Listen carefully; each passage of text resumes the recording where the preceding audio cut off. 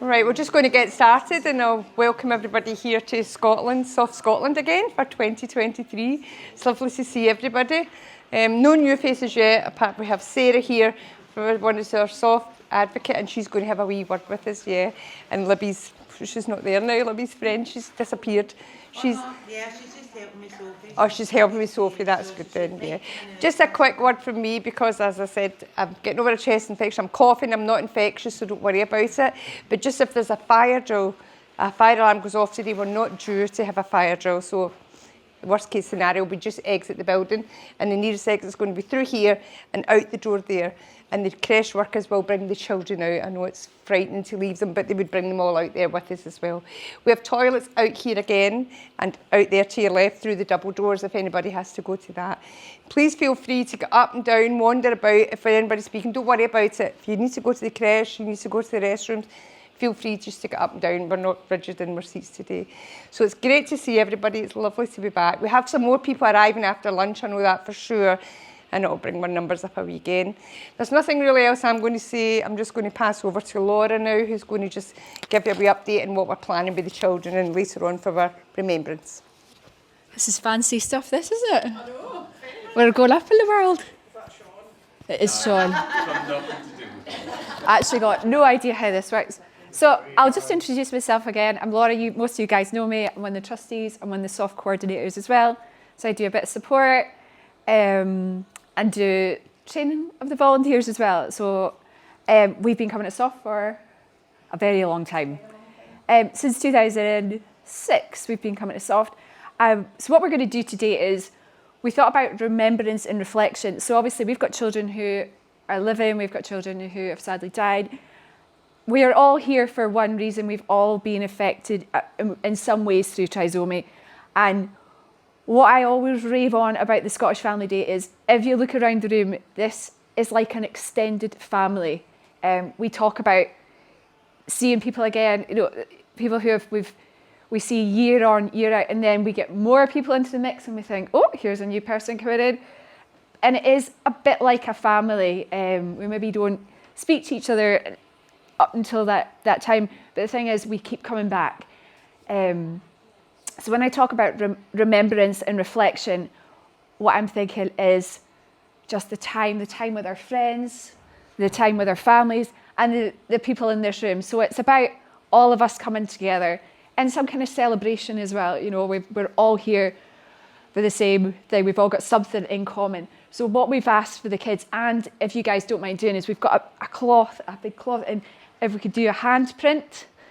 So it's almost like a symbol of all of us, not just our children, but all of us united and together as our soft family. So we could, you don't need to do it, but if you would like to put a handprint on, just to stamp yourselves down, that would be awesome. And then we'll bring it in later on in the day. We've also got our regular poems, just if you want to take a minute. We've got our poems. We've also got our table remembrance and reflection. It's not about just our children we've lost, it's about the children we have now and celebrating what they've given us, the joy that we've had with them, the laughs, the smiles, the tears. It's just about taking that time. So feel free to light a candle, not just for your wee ones, but for yourselves and also the friends you've met as well. So that's the plan, isn't it, Liz? I think. So that's it from me. I will pass over to Shaun. Perfect. So hello everyone and welcome. Now luckily I've got some time to make up, so I can try and condense my presentation into 10 minutes. So that way Sarah doesn't do the same thing after me. So I'm Shaun, I'm Charity Director for Soft UK. I came on saying 3 years ago now as the Engagement Officer, so it feels like just yesterday. I'm daddy to Amelia, who is hidden in there somewhere in the creche, and she has mosaic trisomy 18, and that's what got me into contact with Soft. And it's a real honour to be here today because I've met so many people at the UK event, but I've met a lot of you virtually, but not actually in person, so it's absolutely amazing to be here today. So I'm going to give a quick condensed rundown of what Soft's been up to over the past sort of 12 to 18 months, and it feels like there's a lot. You might not be able to see it on the screen behind me. So a little thing called COVID happened. and we had to move pretty much everything digitally over that time. So we didn't get to do the family days, we didn't get to meet face to face. So we rolled out a number of different digital tools to remain in contact with our families. We really upped our game when it came to things like Zoom calls, to having that digital support, and then looking at the dreaded website as well, because at the time it wasn't overly fantastic. So there's a lot of work there for us to do. That brings us on to probably one of the biggest things that we've done back of house, and that's rolling out a new website. So I don't know if people have had a chance to see this yet, but we always had our old website, which was great, had a lot of our resources on there, but it was really difficult for people to find what we did and to find what they were actually looking for. And we're very conscious that we were in this new digital age where people were getting in contact with us through the likes of social media, and then they come through to our website and struggling to find the resources that they needed. So we took the website right from scratch, and we got rid of having anybody externally do it for us, and we brought it all in-house. So the website was built by myself and the central team.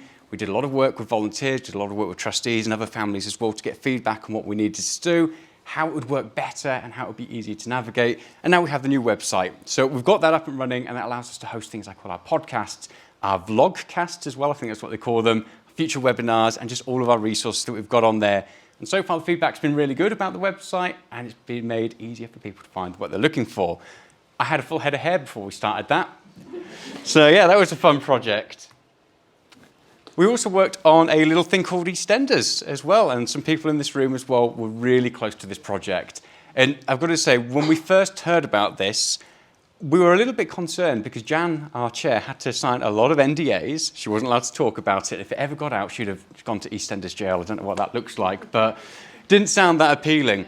And when they first got in contact with us, I personally had a lot of concerns about what that would look like and what they would do, because we all know that they like to dramatise these things and put their own spin on it, and I guess have some liberties where they take away some of the accuracies and everything. We really wanted to avoid that, especially since we'd had an encounter with another media company about 18 months prior where they didn't want to take on any of our feedback, and we couldn't move that relationship forward.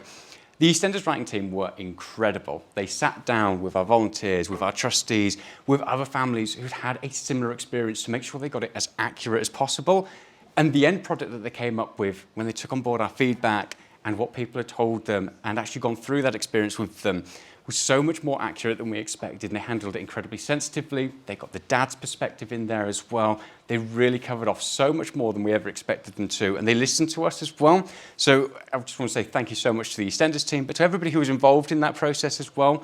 Without the people actually involved and giving that feedback, it wouldn't have been as good as it was. We've also gone full throttle on social media over the past 18 to 24 months now. And this is a massive thanks to Kate Hart, who's not here with us today because she's off on maternity leave. But we have rolled out a number of groups. So I think 18 months ago, we had one social media group, which was the general experience group, whereas now we have 8 different social media groups. And this has all come on the back of feedback from having our Zoom calls and from talking to different families about allowing a safe space for different people with different aspects of their story to go to talk. So siblings, those who've had to end a pregnancy, those who faced a bereavement. Not everybody wants to share in one big space. And they want to be able to talk to people who have a similar experience to themselves. And each of those groups is growing astronomically fast. And it's great to see new people coming through to those to share their experience, make new friends and talk as well. It also really enables us to do things like Zoom calls as well, and more catered towards these different groups as well, and bring people together so they can make new friendships, ask different questions, and just find what they're looking for. We've also been rolling out a digital media library. So we started with some podcasts, and Demi, you were a part of this when this first started rolling out, and this was about 3 years ago. I think we had 7 podcasts. We're now up to about 52 different podcasts, all with different stories, different experiences, speaking to so many different people. A lot of people in this room have actually taken part in those podcasts as well, and they're always fantastic. The great thing is, it's either Sonia or Kate who lead the podcast. They do all the interviewing, and I'm sat in the background, my camera's turned off and microphone's turned off. I'm normally crying when they're going through all the questions and people are telling their stories, and the next day Kate will ring me up and go, I was okay then, but I just need a bit of time now. So we kind of trade places when the emotions kick in. But again, these stories have been so impactful for other families coming through to us to hear. Not just read or just watch something, they've got a different way to engage with us to find out more about potentially their own story and how that might relate to somebody else, and hear those stories or read those stories And because there's such a wealth of knowledge and experience there, we can't say thanks enough to everybody else who's shared in these. We've also got something new in the pipeline as well. We've been working over the past sort of 9 months to do something a little bit different and think about how can we engage with healthcare professionals and upcoming healthcare professionals as well. We've coined something, well, I coined something, and it gets a little bit of resistance whenever I bring it up, but we're calling it our Webinar project. And this is all about creating a series of professional webinars that will be given to healthcare professionals, but they will also go hand in hand with a personal and family experience as well. There'll be a two-part thing, so we will have an expert speaker who will come on and give a 15 to 20-minute presentation about the topic in hand. But then we will also have a second part of that webinar as well, where we'll have a series of families who will come on as well to talk about their lived experience. We know that time is precious when it comes to healthcare professionals, and they might only have enough time to listen to that really, I guess, focused bit about the training, but then later on they could come back to us and hear how it impacts families and how it actually looks in the real world as well. We've got 3 of these currently in the pipeline that we're recording at the moment, and we've actually for the first time got partners that we'll be going ahead with as well to distribute these to different places to make sure they land in front of the right people as well. So it's a very exciting project for us. You'll probably see a lot more comms coming out about it in the future as well. So if you do want to be involved in those, always glad to have either your professional experience or your lived experience as well, because all of those things will help us to make something that's really robust and gives the best experience and knowledge to up-and-coming healthcare professionals in the future. And then the last bit, so I did that pretty quick. I think I caught up all of our time there. So we have our new Trisomy advocate, Sarah, and she'll be coming up next as well to tell you a little bit more about her role. And so far, you may have seen a lot of the resources that she's been putting together. So she's had a lot of conversations with families out there, put together numerous resources as well. There's so many on the website. And when I say they're robust, they're robust. They are well and truly detailed. There is so much to them as well. So the work you've done so far has been absolutely incredible, but I won't steal your thunder before we go on there. So that is a lightning talk of Soft UK over the past 12 to 18 months. And thanks so much for everyone to being here today. It's my first experience of the Scotland event, and I'm really happy to be here and finally meet some of you face to face. So I will hand over now to Sarah. So thank you very much. Hi everyone, it's really lovely to be here and see so many people in person. So Shaun said, I'm Sarah. I came on board about 7 months ago now as the trisomy advocate for Soft. So I work a couple of days a week supporting families who have children with trisomies. So I thought what I'd do is just start with a little bit of an overview of what the job is and then talk about some of the things I've done since I started. So for me, really the 2 main parts of the job so far have just been being a point of reference for families and a point of contact.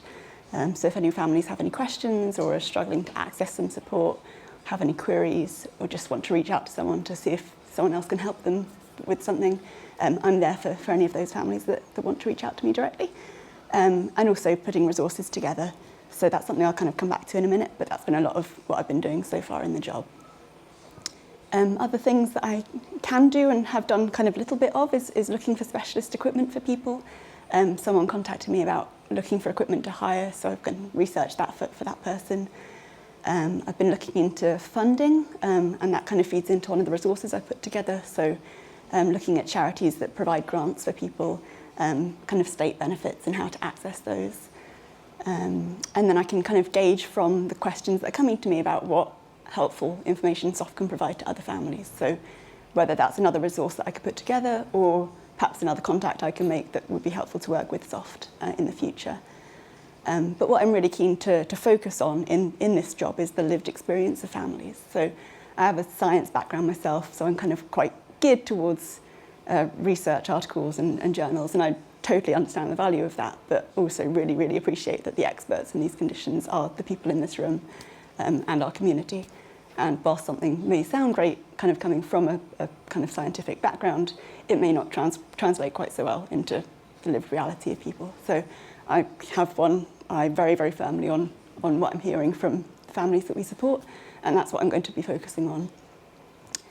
So I think it's worth saying that I don't personally have a connection to either of these conditions, but that's why I'm so keen to listen to everyone's experiences and really judge what support people need and provide that support for them.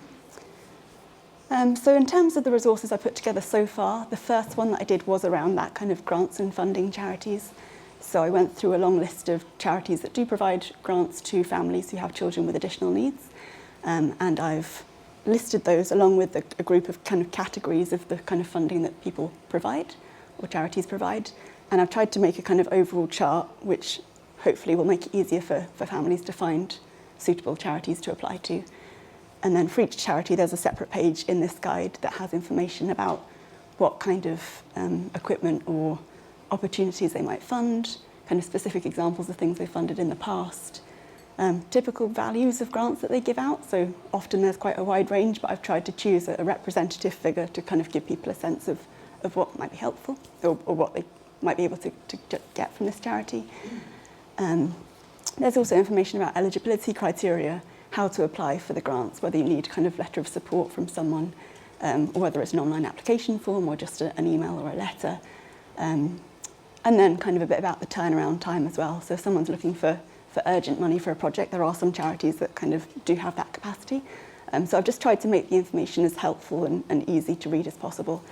But if anyone has any feedback on anything that I put together, I'd love to hear it. I'm really keen to stay focused and make it as helpful as possible to people. And I've just updated that one this week actually, so that should be fully up to date. I've done one around specialist equipment as well, so kind of chosen different categories of equipment that I think might be helpful, kind of judging this on what I've read on blogs and websites and so on. So there's things about kind of car seats, standing frames, walkers, adapted buggies. And for each kind of category of equipment, I've listed a few manufacturers. I've put in a website to look at. I've given some information about the types of models that they sell and contact details as well, so that people can get in touch if they have any questions about those.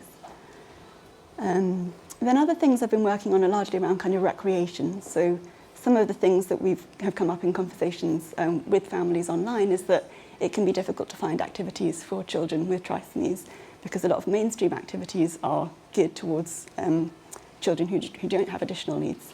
So it can be difficult to find things that are accessible for people.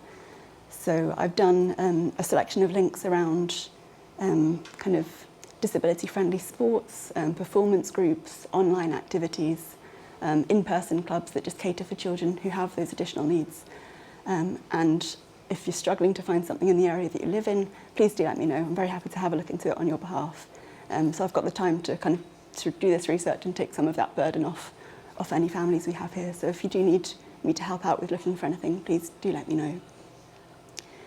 I've done a little bit around holidays and accessible days out, so things about kind of how to prepare for a holiday, things you might want to think about, insurance companies that cater for children who have pre-existing conditions, and then choosing kind of accessible places to go out for a day out, maybe in the school holidays or at weekends, including, there's a couple of guides online about people who have gone to visit places and have kind of written up reviews of places about their accessibility. So I've tried to put in everything that I think would be helpful when thinking about where to go or what to do with your children. And then the last kind of couple of ones I've been working on are about education and planning for the future. So kind of navigating additional support needs, kind of the process at schools, or working out how to support your child going forward into the future. So things like how to leave money to your child in a trust fund.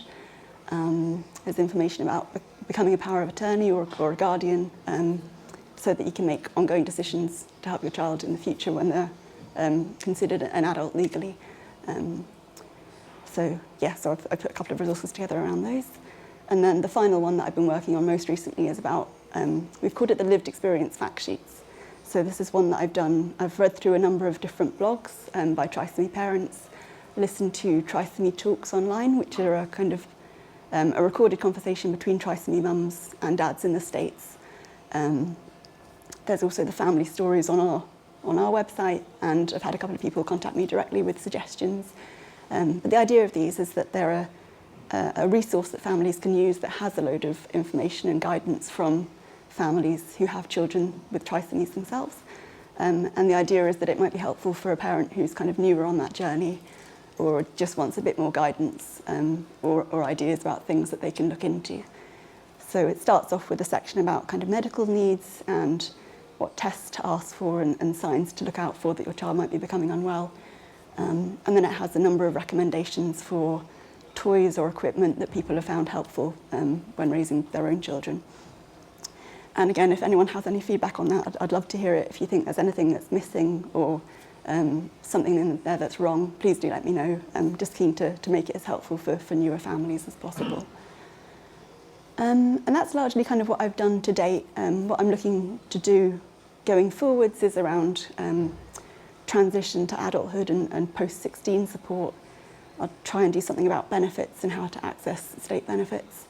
And I did have another one, which I've forgotten, which is not helpful. But I've got a few ideas kind of in the pipeline of things to look at. But again, any ideas are very, very welcome.